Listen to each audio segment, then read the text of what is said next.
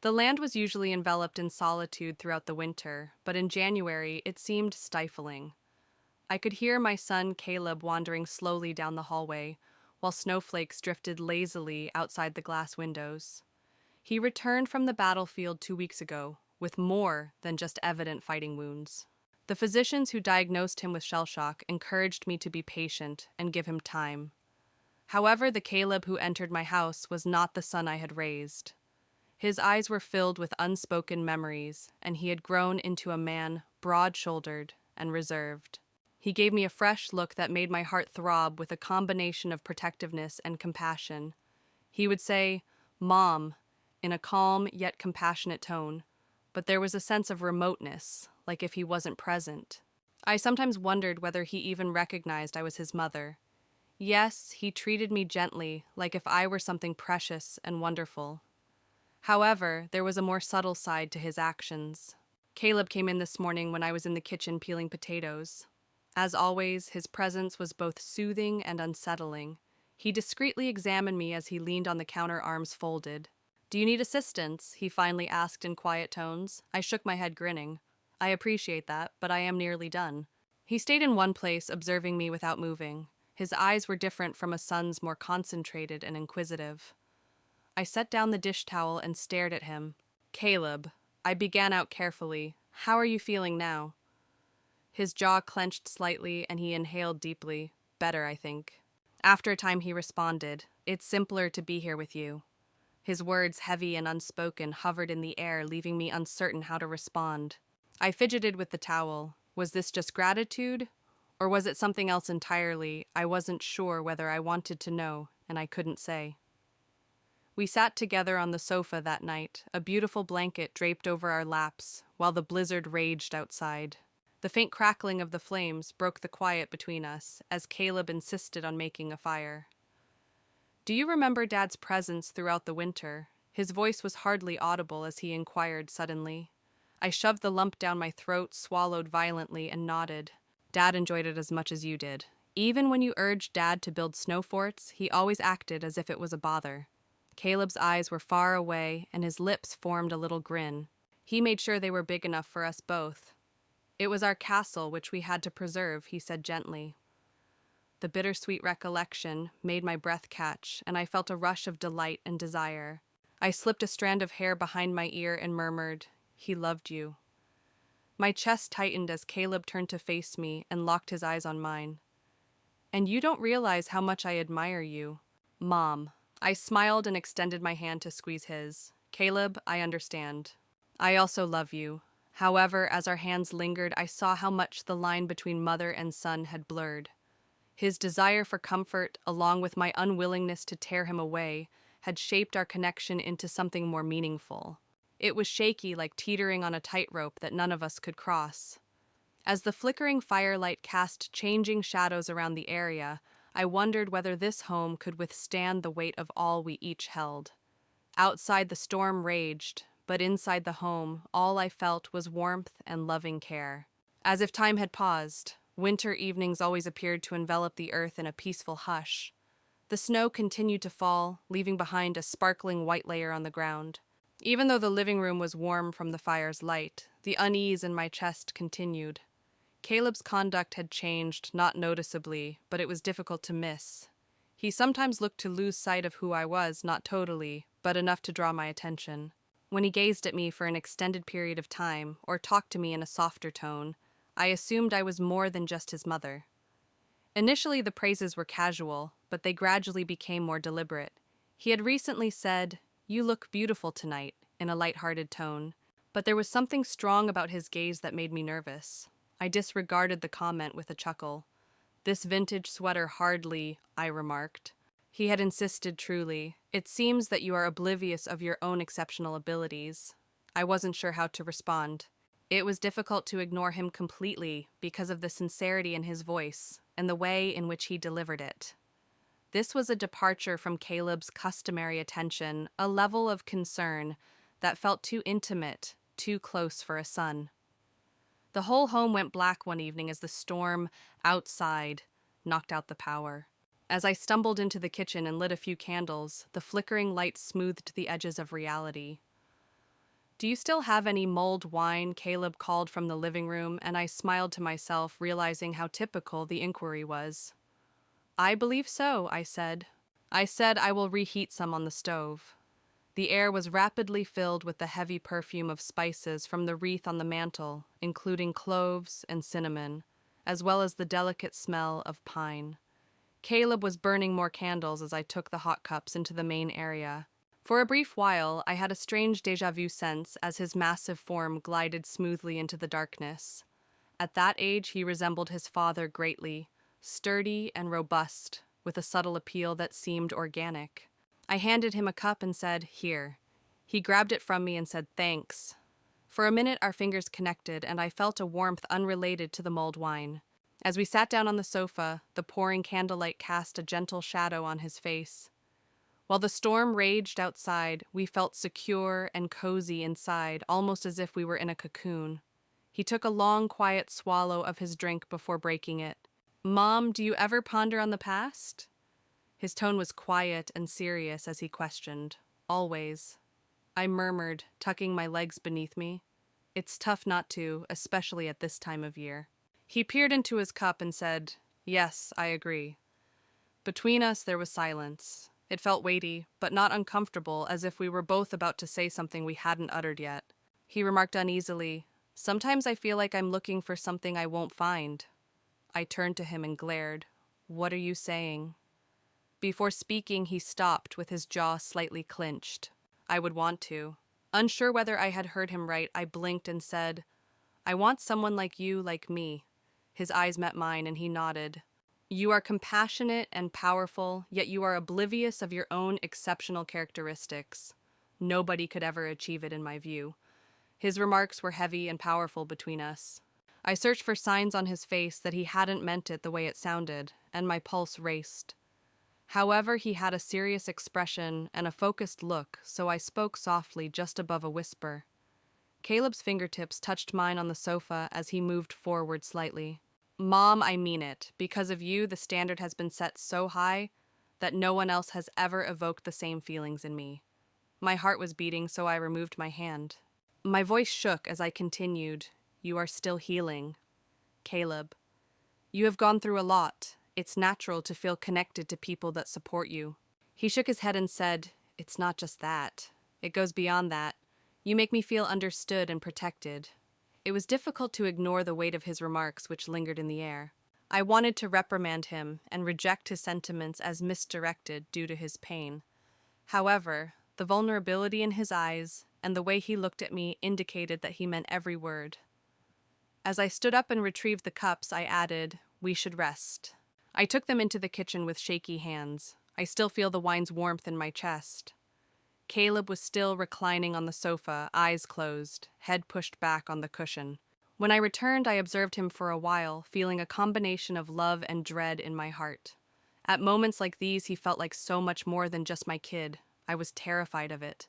Our borders are becoming more blurred. However, I could not deny our bond. It was both unsettling and beautiful. I could not sleep that night. My mind were a mixture of memories and emotions, like music stuck on repeat.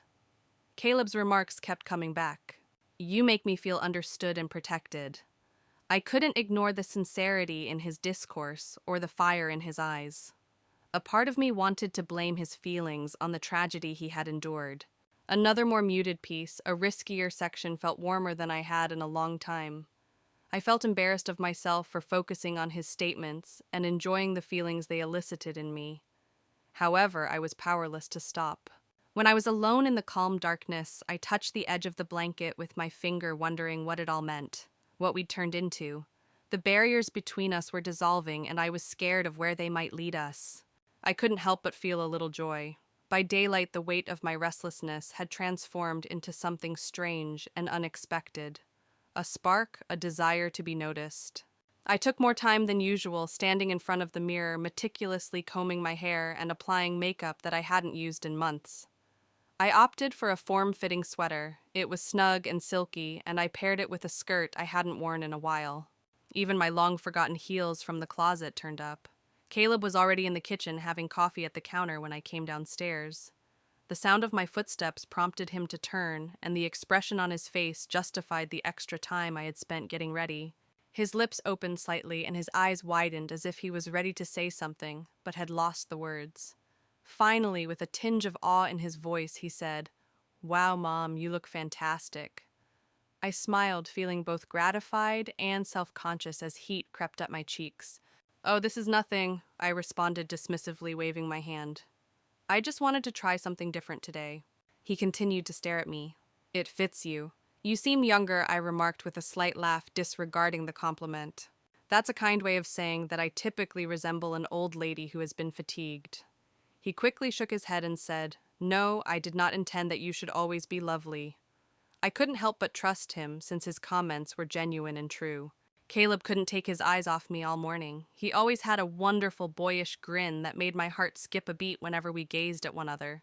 He made joking jokes about how I must be trying to impress someone during his cheerful talk. When I asked who it was, he replied with a cheeky grin and shrug. His tone was light, but as he proceeded, his eyes held a deeper message, maybe for me. I wasn't sure how to react, so I distracted myself with duties, in the hopes that the movement would help me concentrate. Caleb, on the other hand, stayed around and volunteered to help with everything, including cleaning the floors, folding clothes, and arranging the tables.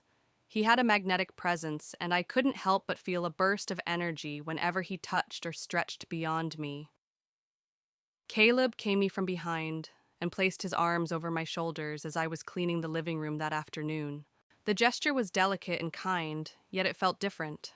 The warmth of his body on mine made me quiver, and his touch lingered just a little too long.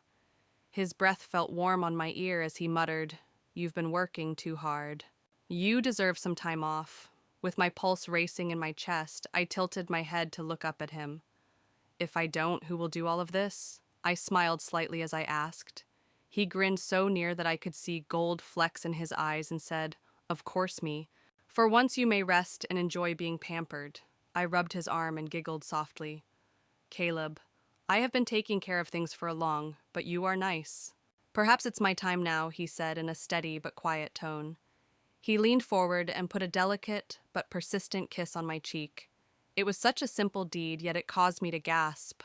Later that night, Caleb disappeared while I was in the kitchen preparing supper.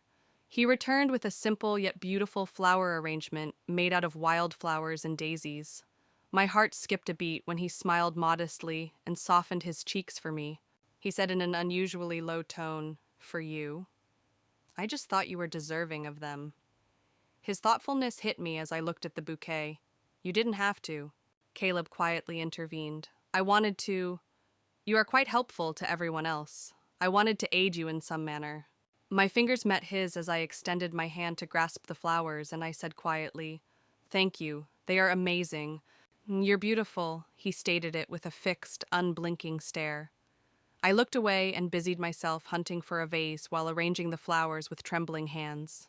The aroma of the flowers filled the room, and they felt delicate between my fingertips. Caleb's gaze was fixed on me, and I could feel his presence as a steady flame, both comforting and unsettling.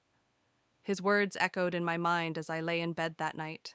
He continued making the same movements. They were unexpectedly sweet.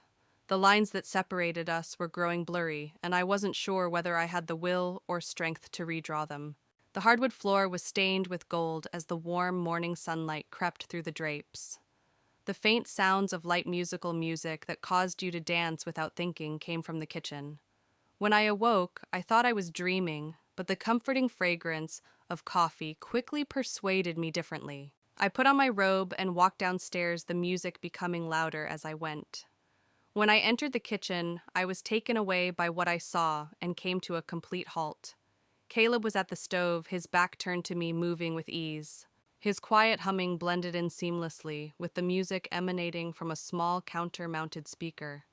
A solitary daisy from the bouquet he had given me the day before was placed in a small vase next to a bowl of fresh fruit. My heart soared at the sight. "Good morning," I said in a courteous yet pleasant tone. Caleb's expression brightened as he saw me. "Good morning, lovely," he remarked with a youthful and frank grin. I came forward, flushing slightly, and shook my head. "Why is this happening?" He pointed to the sizzling pan on the stove and simply said, "Breakfast."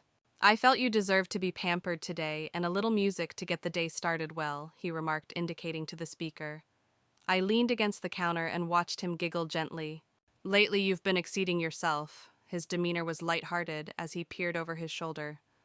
Maybe I just appreciate your grins. His comments were kind and disarming, and they lingered in the air. His tone was one of honesty, not joking or comedy. I tried to remain calm, but I couldn't help but grin back at him. He returned his attention to the stove and said, "Breakfast is almost ready." He then stood aside, wiped his hands on a towel, and extended one to me. But my first dance with you took me by surprise, and I blinked. He said dance with me, while still holding his hands out. His request was reflected by the lively but personal music that played in the background. His eyes glittered with mischief, and his grin was charming. After a little delay, I placed my hand in his as he slowly brought me to the center of the room. His warm, solid fingers curled around mine. "Caleb," I remarked in an amused tone. "This is too early." He whirled me about a bit before drawing me in close, adding, "It's never too early. You also often remind me to live in the now." So here I am. The dance was sloppy at first, with my feet hesitant and his movements a touch too bold. However, we immediately established a rhythm. I slid a few times, but he twirled me around with surprising ease, and his laughter was infectious. We were both beaming so hard throughout the song's chorus that my cheeks began to ache. I couldn't help but grin as I said, "You're a terrible dancer." He attempted a dramatic dive, and I mocked him with a giggle. "Rude." He responded, his grin becoming wider. "I can dance quite well. You are the one that always treads on my toes." I answered by giving him a little shoulder slap and pretending to be offended. "I am perfect." He offered me a warm, rich chuckle before spinning me around one final time and drawing me close. As we slowed down, the joyful spirit became softer and more intimate. He still had one hand around my waist and the other resting softly on it. We didn't walk away when the music softened and the song faded into the background. Before departing, he leaned in and put a light kiss on my cheek, staying it there for a few moments. His arms encompassed me gently but firmly. We remained there for a while, swaying slightly, as if the music hadn't ended. I found myself leaning into him lightly, pressing my head against his chest as he offered me a loving, grounding embrace. The calm I was feeling was mirrored by the steady tempo of his pulse against my ear. "You feel fantastic," he muttered, his voice barely audible. I stayed mute, afraid that if I spoke, the delicate spell that appeared to surround us would be disturbed. Rather, I closed my eyes and enjoyed the closeness and comfort his arms provided. I hoped the moment would never end. His hands stayed on my arms, and his gaze examined mine until he ultimately withdrew. Something unspoken in his gaze made my breath catch. He smiled before I could think of anything to say to break the pause and open, kind face that relieved any tension between us. Although he spoke quietly, his tone communicated the gravity of the circumstances. "But breakfast will burn." With a soft giggle, I stepped aside to let him return to the stove. I grinned and remarked, "That cannot happen." With my pulse still hammering after the dance embrace and cheek kiss, I couldn't help but watch him as he turned his focus back to the meal. It seemed like Caleb had entirely changed, or maybe I had changed. In any case, I couldn't deny our connection and the surprising ways in which our relationship had developed. The comedy had returned by the time we sat down to eat. The conversation flowed smoothly as we discussed everything and everything. But there was something new underneath. There was an undeniable sense of tenderness and vulnerability. His fingers lingered just a little too long as he reached across the table to wipe a crumb off my lip. The contact shook me, and I realized we had entered unknown territory. I wasn't sure whether I wanted to go back, but there was no way.